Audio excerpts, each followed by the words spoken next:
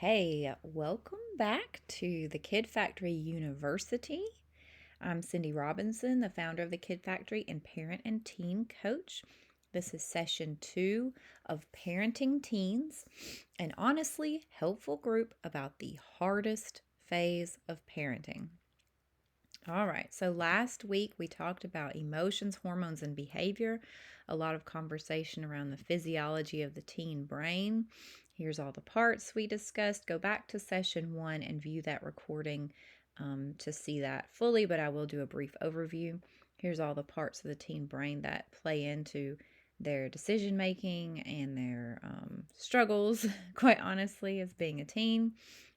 We talked about the rate of development of the brain and how they start to look a little bit like toddlers again around puberty.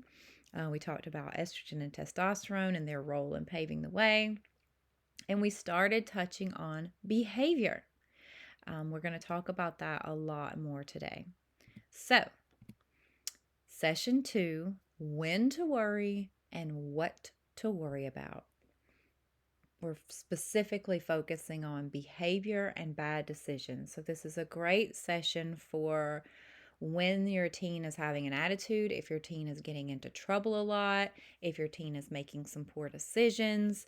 If that's why you purchased this course, then this is going to be a really helpful session for you. So, the first thing we have to talk about before we talk about bad behavior and bad decisions and acting out is the iceberg analogy. And what I want you to know going into this conversation is that no matter what, I can guarantee that your teen relates to this graphic.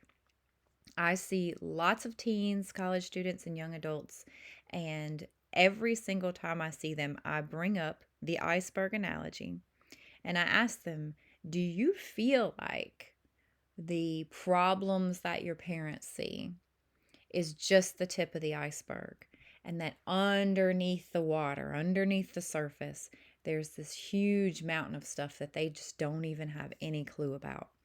And every single time, I have yet to get a no, every single time they say, yes, that's exactly how I feel. So keep this in mind, that the symptoms that you see in your child, the negative behavior, the bad grades, the poor decision, whatever it is that you're seeing, what your kids are experiencing inside, there's so much more there. And that they're sort of holding it all together and you're just seeing the tip of the surface. So keep that in mind. It helps create a sense of empathy to know that there is more to the story. I have yet to meet a kid yet who makes poor decisions, that there isn't more to the story behind that behavior. So first we have to start with just behavior in general, not bad behavior, not good behavior, but behavior, behaving in a certain way. That has to be taught. It's interesting to me that we teach everything else in school or at home. You teach them how to use the bathroom. We teach them math. We teach them everything. But we don't teach them social emotional skills. We expect them to just intuitively know, but we don't have that expectation about anything else. So, one thing I really like to do is compare basketball versus behavior. So let's look at teaching behavior the same way that we would teach someone how to play basketball. Um, how do we do that? Well, we certainly don't just put them on the court and then be like, why are you so bad at this, right? It has to be taught. The very first thing that you do if you want to teach someone basketball, well, first you need to kind of go over what basketball is, what the rules are, and what the expectations are. So set clear expectations. And that means, um, you know, what is your job here? What is your goal? What's the goal? How do you win a basketball game? Well, how do you win at life? What is the goal here as far as how to behave as a human? Set those expectations. Now, I gave you guys last week the family agreement. You're supposed to look it over as your homework. If you didn't, that's okay. I'll attach it to this session's video link as well, so you can look it over then. The family agreement is designed to make that easier. So it's a family agreement that everybody signs that first has a mission statement. You can alter it in any way that you want. Actually, let me go out to the family agreement. Hold on one second. Okay. So, the family agreement. Here it is. So, first, what is the family agreement? I'm laying out that it's a living document that outlines the needs and expectations of each member in the family, and every member must agree to compromise to each of their needs or expectations. So, you guys have to come to some sort of agreement. What is the purpose of the family agreement? Let me put that full screen. What is the purpose of the family agreement? Well, it's to get everybody on the same page. When you start a job, when you go anywhere else, everybody says, like, here's your pay, here's what you have to do for that amount of money. This is the same thing. It gets everybody on the same page. The rules are everybody gets to list their needs and expectations, and everyone gets to share openly and honestly. So you don't want to really do a family agreement while you're arguing. You want it to be calm, you want to schedule it ahead of time, and you want to know that everybody's on the same page. Now, if you guys can't get through the family agreement without arguing, it's best to have a mediator. I serve as that mediator for many families, but if you have someone outside the family that you think would do really well at that, or you can always give me a call and we can do a session just going over your family agreement.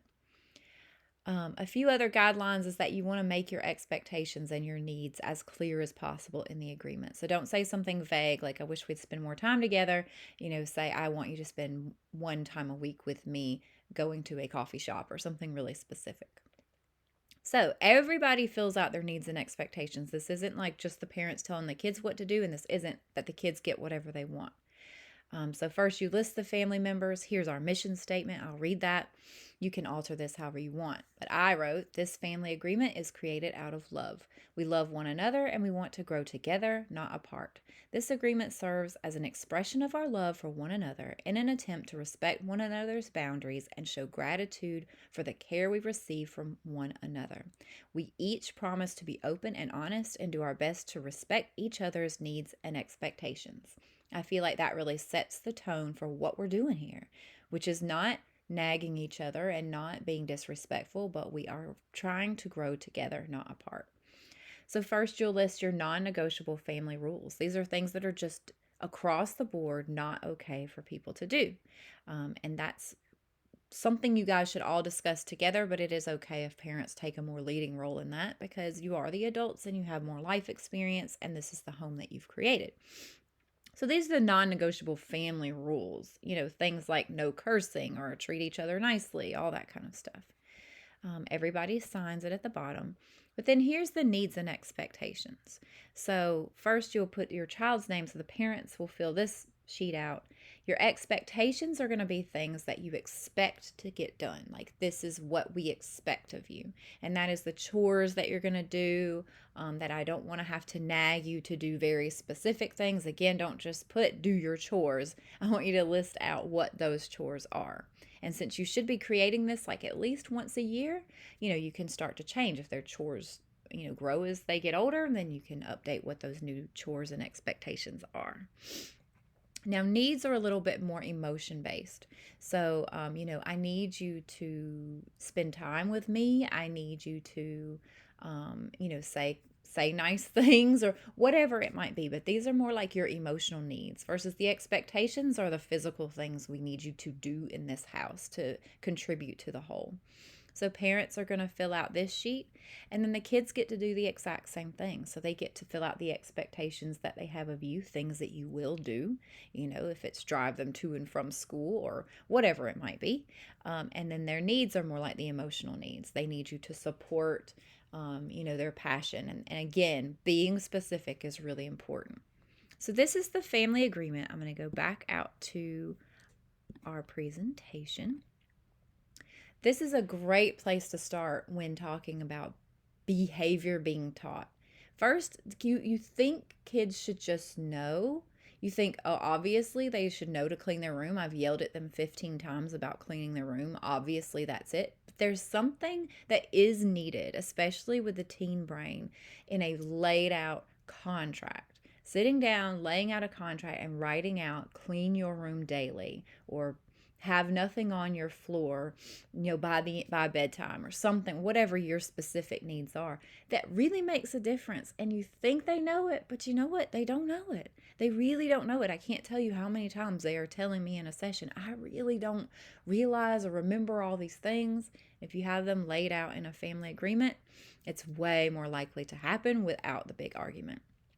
All right, so next, after setting really clear expectations, is, what would you do in basketball? We told them the rules. Next, explain your choices and behavior. So next is show them how to play the game. So show them how to dribble. Show them how you shoot the ball. Show them, teach them the things you've learned about the game. You show them how to play basketball next, right? So here's how while you're going through life, and this should start as early as possible, explain your choices and behavior. Explain mistakes you've made in the past and how it made you feel. Explain how you're weighing out, whether to do something or not. Explain when you're feeling angry or upset with them. Explain why. You may think it's obvious why, but there's probably more to it that they can't see or hear. So explain yourself. Then they can see, oh, this is how someone looks when they're sad. This is how someone looks when they're angry. This is what makes people frustrated. They're frustrated with me right now. So explain yours. So show them how to play basketball, right? Next is they start trying to do it themselves. Let them start trying to do it, but allow room for error. So when you're playing basketball, you explain them the rules and maybe you showed them how to shoot the ball, but then you hand them the ball, and do you expect them to get it in the goal the first time? Absolutely not. You allow room for behavior, allow room for error. And it's the same for behavior. They're going to screw it up. They're going to not be good at this. This is a new skill for them. So they're not going to be very good at it. So they're going to get angry faster. You're going to have a higher expectation of yourself to stay calm than you can have of them, because they're learning how to be frustrated. They're learning how to express anger. They're learning how to feel sad and vulnerable and lots of other things, all while their brain is not fully developed. So allow some room for error. Try to have as much patience as you can. And then the really important last piece that we don't really, even if we're doing all these other things, we really don't do the last one, is teach more advanced skills over time. So first of all, right out of the gate, you shouldn't be teaching, really technical basketball plays in a game when they haven't even learned how to play the game yet. First, they need to learn how to dribble, shoot, do the basics, and then you start teaching really, cool technical moves. Same for emotional skills. Once they really are learning how to do, basic, like, okay, I can't scream, I can't punch the wall, how can I express that differently? Then we really need to talk about the more nuanced stuff, about being respectful or give and take, finding balance in a relationship. These really nuanced things are not taught. Oftentimes we haven't learned them until well into adulthood, if at all. But be sure that you are continuing to share, why you make your choices and behavior, and continue to exhibit for them more advanced social and emotional skills over time. So just first off, I just wanted to set the stage that behavior does have to be taught. It is not something they intuitively know. It's not something they should know by now. So don't say that to your teenager. Don't say you should know this by now. If you haven't really sat down and taught this to them and spent a lot of time specifically explaining how to handle these situations, then they shouldn't know it by now. Just like they shouldn't know basketball by now just because they're a certain age. Okay. Next, let's really talk about what is considered bad behavior. So these are things that traditionally are considered bad behavior, but, I would agree, aren't really acceptable or are concerning.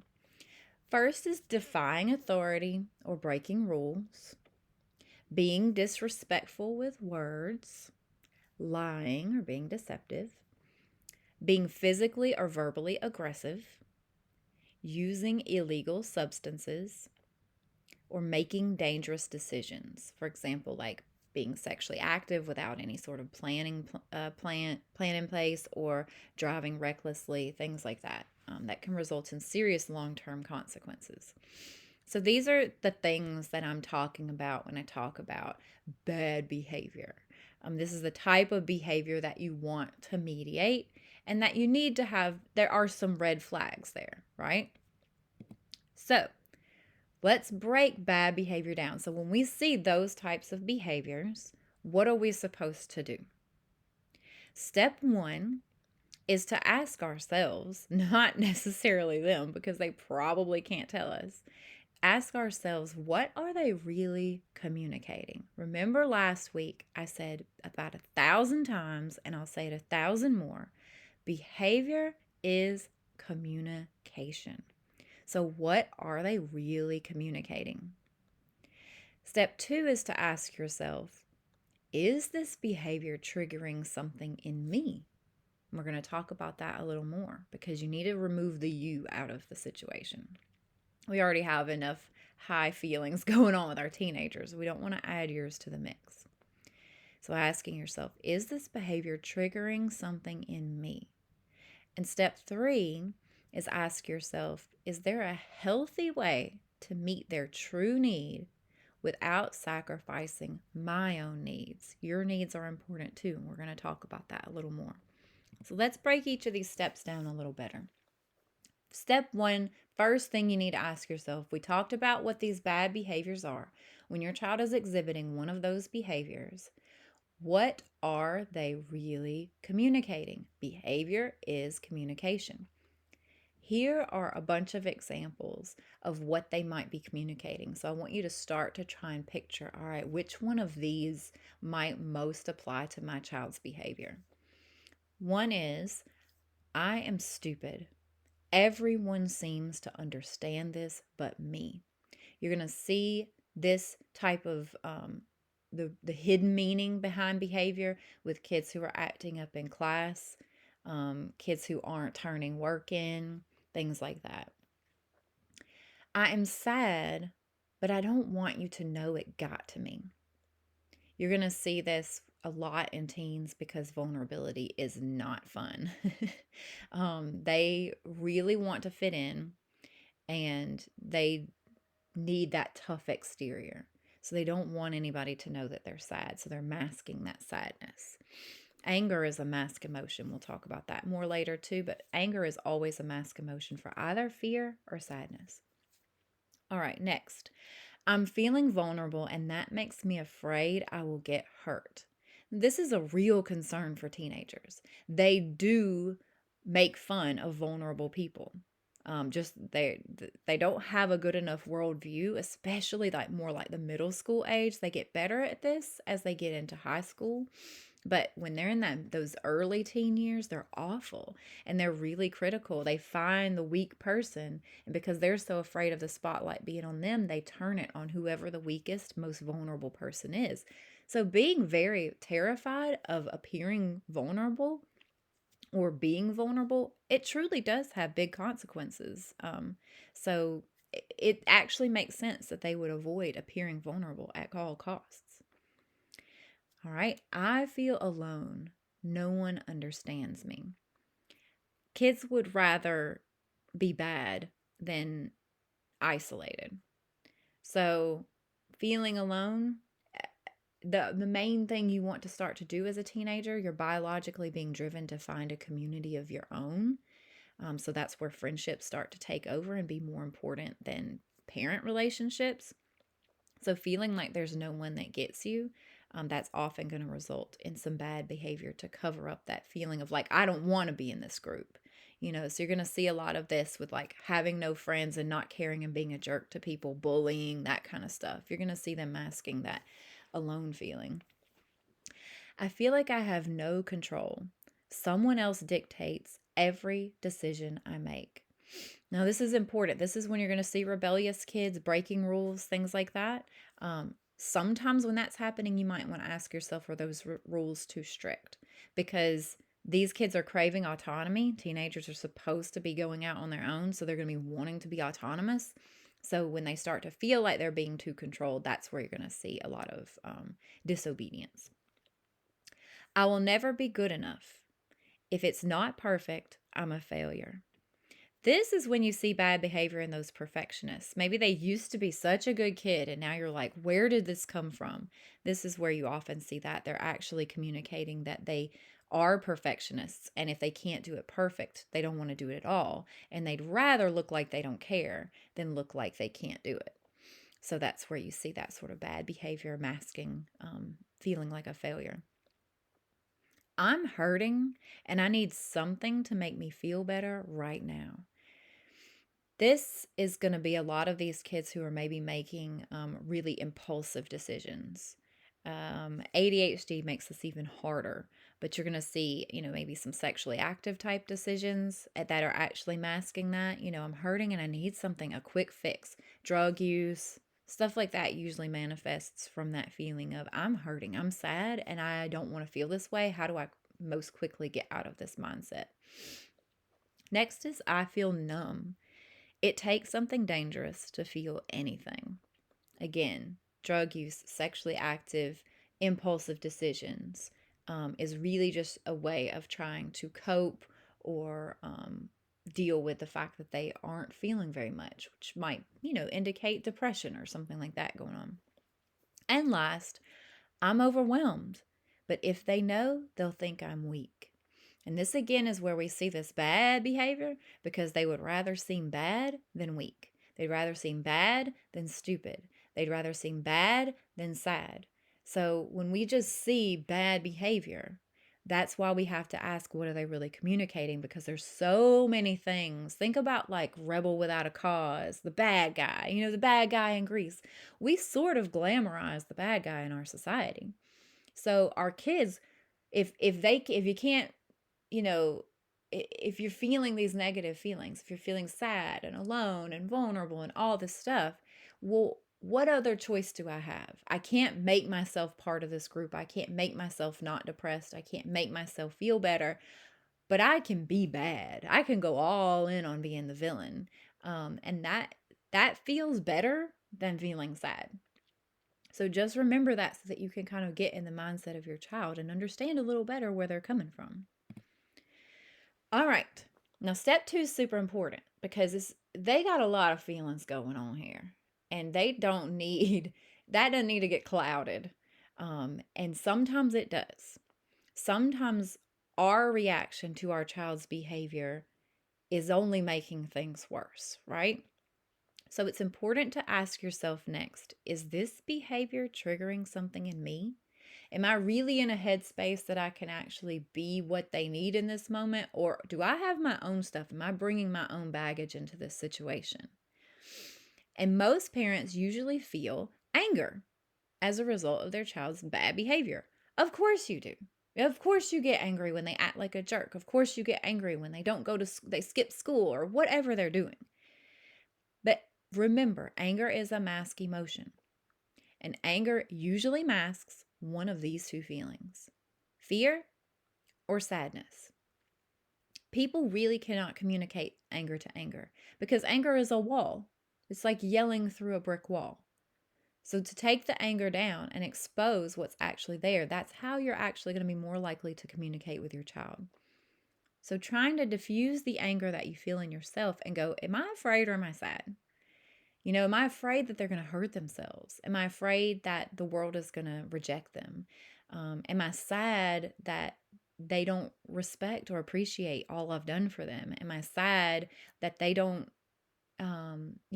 want more out of life? Like what really is going on as to why you're angry as a result of their bad behavior? It's understandable, once again, that you are angry. That's a natural human reaction. It's a protecting reaction.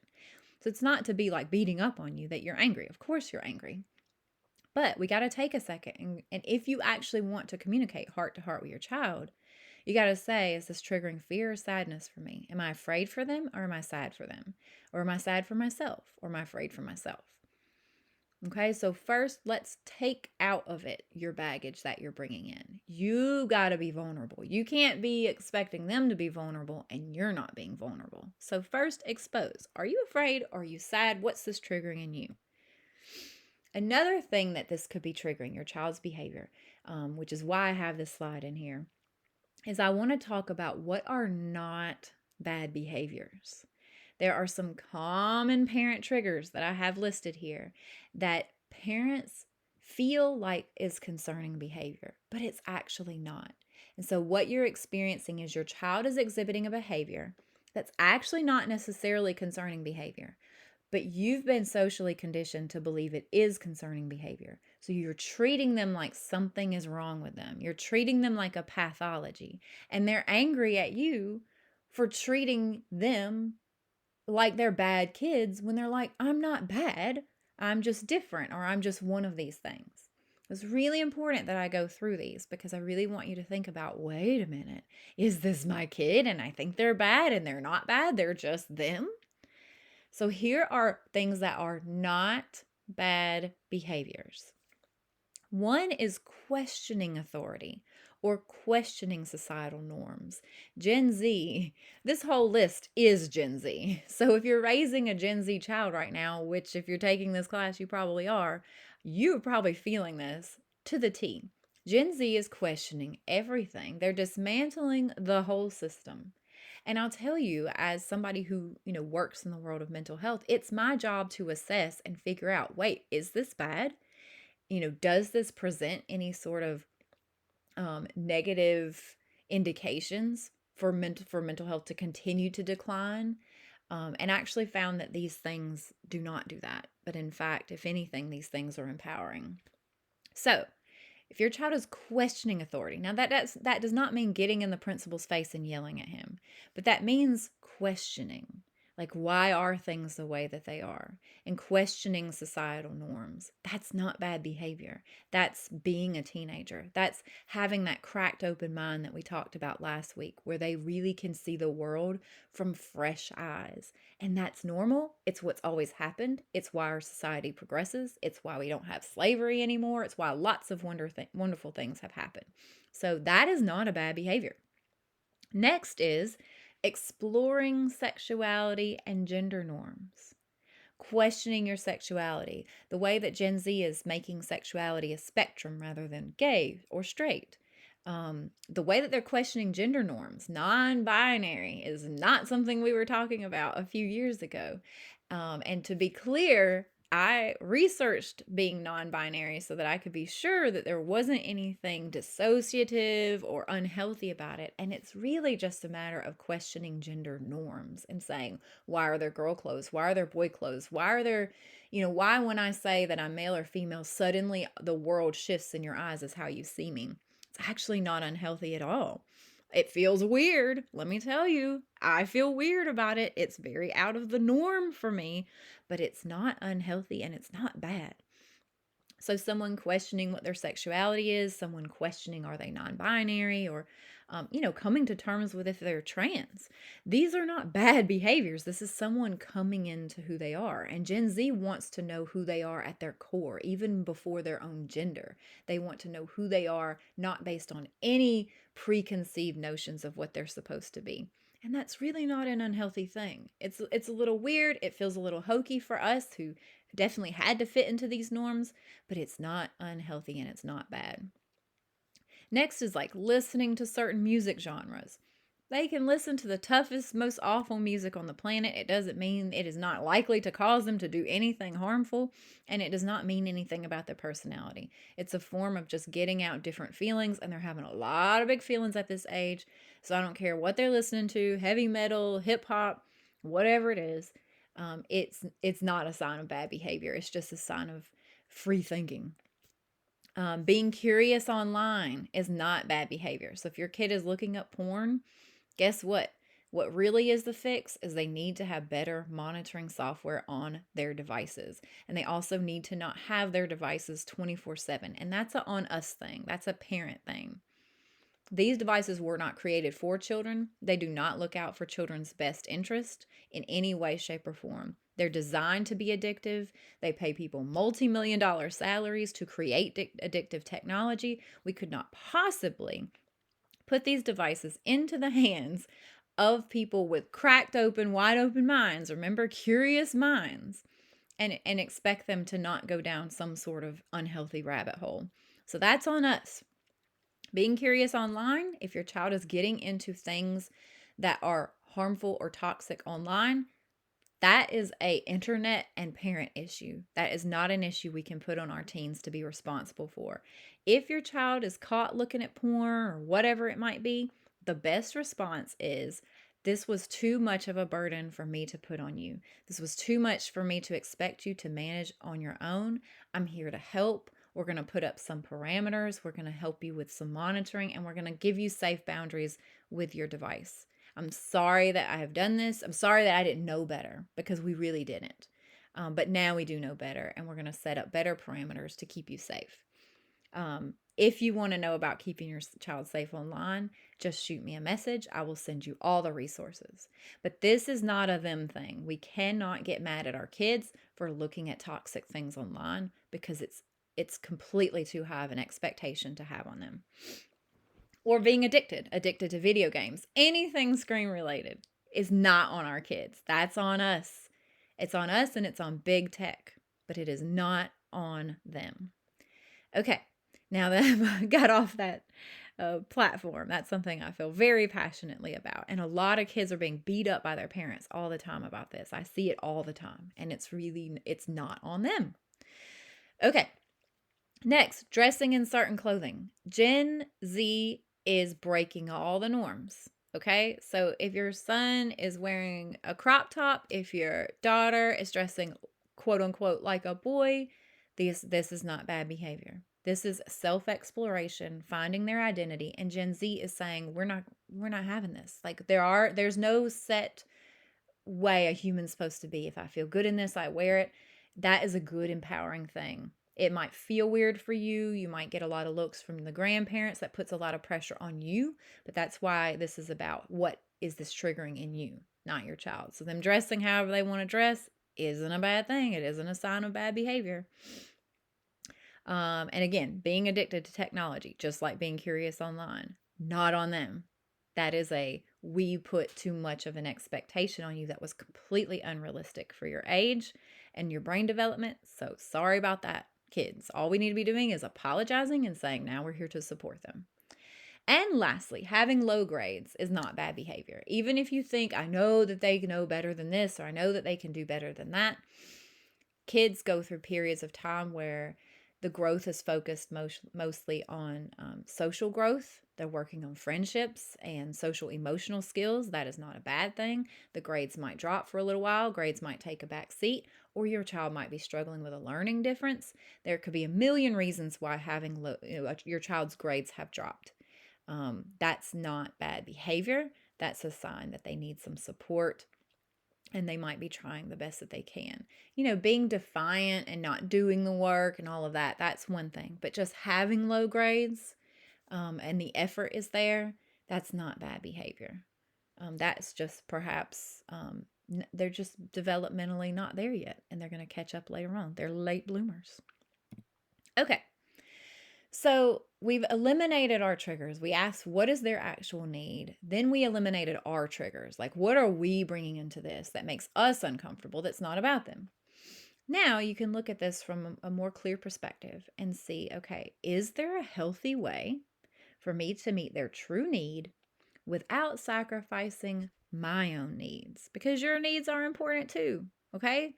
So a healthy way to meet their need. So first, identify the actual need. So they're acting out, and you recognize, okay, this is actually because they aren't making any friends this year. They're acting out in school and being all defiant. So they're acting like they don't care. I don't care. I don't want to be good at school, and I don't want to have friends. So you're getting, parent-teacher conferences, and they're like, so-and-so's acting up and cutting up in class. Well, the actual need might be they feel alone or they feel dumb, and they'd rather seem bad than alone and dumb.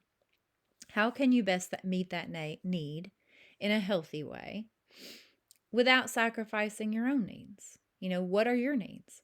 So that means you don't just go, hey, it's okay that you act that way. You're actually alone and feeling dumb, and that's, so now I understand your need, so that's okay. Just go ahead and act out in class. No. Like, you need your child to behave in a way that feels respectful. And you can set that expectation while acknowledging that they feel that way. Now, how can you best meet that need?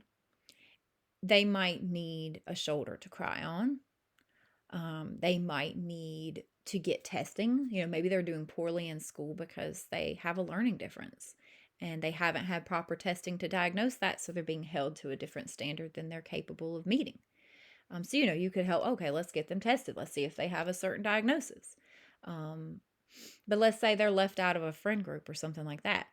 Healthy way to meet that need is not call all the parents of all the kids they want to hang out with and say, hey, your kid needs to hang out with my kid. That's maybe overreaching your boundaries. Sometimes you can't meet the need, I guess is my point. Sometimes all you can be is a shoulder to cry on. Sometimes all you can do is say, that does suck. That sucks a lot. And I'm really sorry that that's happening to you. And sometimes that's enough. But either way, it's all you can do. I think as parents, we put so much on ourselves to fix everything for our kids. But we can't. We can't fix everything. We can't fix all of our problems, right? And sometimes life needs to suck for them a little bit. It actually does build character. As long as you're giving them a safe space and that community. We talked about, those human needs last week. They feel accepted by you. They feel like they're part of a group with you. They're able to be authentic with you, right? So you're meeting those human intrinsic needs for happiness the best that you can. But maybe they just have to struggle for a little bit. And that's okay. That's part of life. That's when you say that's life, right? All right, so I do want to talk a little bit. I hope that's helpful to kind of break down into 3 steps, because I know when your kids are acting up, sometimes you can just be like, "Oh my God, I'm so done. I don't know what to do." So all I'm saying you need to do when your child acts up is first go, "What are they actually saying here? And is this triggering me? Let's take out how it's triggering me." And then you can more clearly see, how can I help meet that need that they actually have, or is there a way for me to help that need? Right? Okay, so now we do need to talk about warning signs your child may be in danger. This is very important because this is what mostly parents are bringing their kids to me wanting to know, are they okay? And here's how you know maybe they're not. One is obvious. If they're talking about harming themselves or others, the minute that happens, always take it seriously. And let me tell you, this sounds obvious, but there are definitely families who have a cry wolf kind of kid, who that is how they keep, that is how they're currently seeking attention. But you have to take it seriously every time, because healthy people don't fake mental health problems. So even if your child is crying wolf about hurting themselves, they are hurting. Okay? Maybe they are not having an active plan to kill themselves, but they do need attention, and they're asking for attention, and they're asking for support. And so you do need to take it seriously every time and figure out what's at the base of them crying for help, because there is a mental health issue there if they're faking a mental health issue, right? Healthy people don't fake mental health issues. So every time, no matter what, they're talking about harming themselves or others, that's when you need to get them some help. If they are using illegal substances. Now, I'm not like a prude. I understand a kid's going to maybe have a beer at a party. I understand a kid is maybe going to smoke a doobie at a concert or whatever. I do understand that, and I try not to be a prude, but I also understand brain development. And I know that doing these things during these early adolescent years does change. Again, remember, we're forming those neural pathways we talked about last week. It does alter how those pathways are changed because the brain is cracked wide open. So I am very cautious about using substances at this age. I'm not anti-substances, or experimenting in college or whatever. But these younger teens, and up until high school age, it's concerning to me how we might be shaping who they are by using outside substances. So I do want you to use that with caution. I don't want you to freak out on them, but I do, especially if they're a regular user or they're drinking heavily. This is really concerning at this age, because you could be triggering an addictive personality where there wouldn't have been one had they just waited later in life to try these substances. All right, next, are they meeting up with or exclusively talking to strangers online? That's a big clue that things are not okay. If your child is like hooking up with strangers that they've never met online, they are really putting themselves at high risk of really dangerous behavior. If they're only talking to people they don't know online, there's such a high risk with the anonymity of everything, of things going in a really dark, not good way. I know people can find community online and it's wonderful, but if you're exclusively talking to strangers and making plans to meet up with them and sneaking around to meet up with people online, oh, you need to take those phones and get into a mental health practitioner's office ASAP. Okay, they are withdrawing and isolating themselves from others, family and friends. If you always had an introverted kid and your introverted kid's staying introverted, not that big of deal. Withdrawing and isolating is a very different situation. They were active and now they're withdrawing from everybody. And isolating means they're not even spending time with family. So if they're isolating from you, but they're going out and hanging out with their friends, I'm not worried. If they don't really have a lot of friends, but they're hanging out with you, I'm not really worried. But if they're isolating from everybody, then I'm worried. And lastly, they stop enjoying all activities they love. Now, what this doesn't look like is that they change what they love doing. So if they stop, they always played piano and they drop out of piano, but they pick up something else, or they drop out of piano and they hang out with friends a ton. I'm not concerned about that. That's all sort of natural teen stuff. But if they quit piano and they quit tennis and now they just sit at home, then I'm getting concerned. So if you start seeing any of these behaviors, I think it is time to go ahead and reach out and get some help. And depending on the severity of the behaviors, what type of help, you can always touch base with me and I can send you some really good resources or make some really good recommendations and help you find a good fit practitioner. But these are the things are the real things where you need to be like, all right, we need to be concerned. Let's get into action. All right, so the key takeaways for today's course are: 1, we have to teach behavior like any other skill. We cannot just be like, you should know this by now. Don't say that to your kids. If you didn't teach it, then don't say it. They have to be taught, remember, just like basketball. First, you got to teach them the rules of the game. Then you show them how to play. Then you let them try to play, but expect them to fail. And then as they get better and better, you give them more and more advanced skills. Next, create the family agreement. I'm attaching it to the email with this course. You had it attached to the email in the last course. Create a family agreement. You think that they know what you expect of them, but putting it into a nice, neat agreement where they also get to express their needs and expectations is a wonderful way to make sure everybody's on the same page. It makes a difference. I promise you, I don't care how many lists you have hung up around the house, I promise you this makes a difference. All right, next, respond to the need, not the behavior. Behavior equals anger. Behavior, jerk. Behavior, put the wall up. But the need, when you hear, oh, they're doing that because they feel sad. Oh, they're doing that because they feel like no one relates to them. That creates a sense of empathy and an environment where nice things can grow. But the behavior just puts walls up. So respond to the need, not the behavior. Next, remember, anger is a mask emotion that's both for you and for your child. If someone is expressing and feeling anger, if you're feeling your tummy boil and your chest tighten and your face redden, what are you masking? Fear or sadness? Because 9 times out of 10, it's one of those two. Same for your child. If they're expressing anger, what is it? Fear or sadness? Fear of rejection. Sad because you got rejected. Think about it. Which is it? Fear or sadness? Next, not everything that feels uncomfortable for you is bad behavior. I do want to circle back on that.